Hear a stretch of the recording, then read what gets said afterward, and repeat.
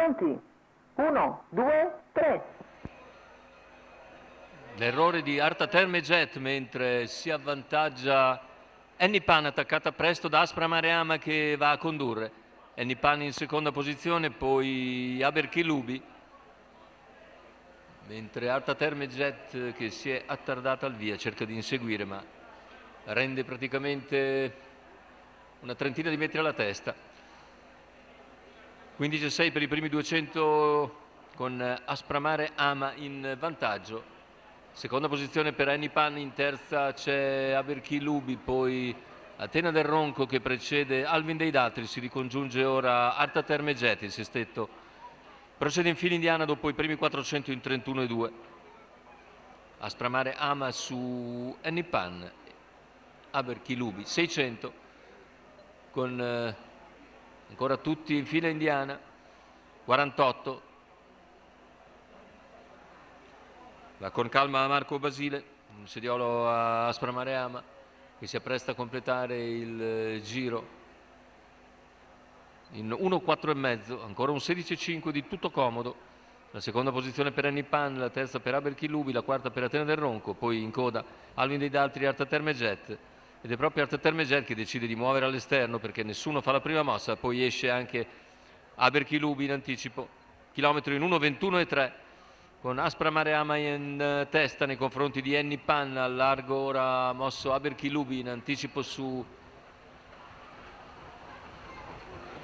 Atena del Ronco che a sua volta ha anticipato Arta Terme Jet.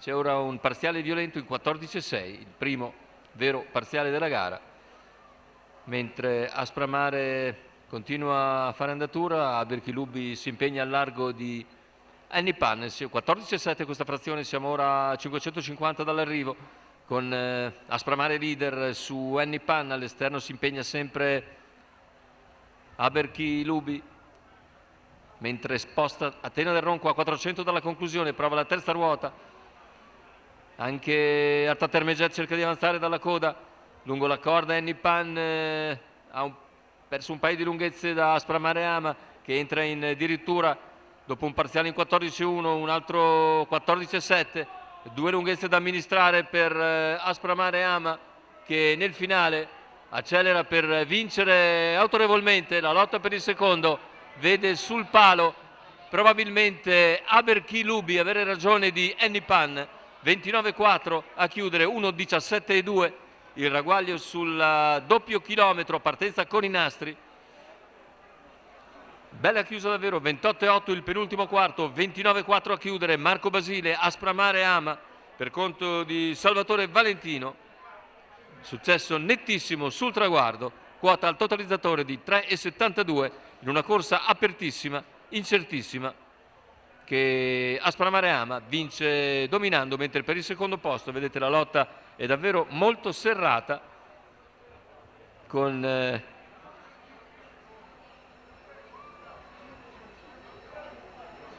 all'interno c'è Annie Pan, al largo Aberki Lubi. Andiamo a rivedere le fasi finali.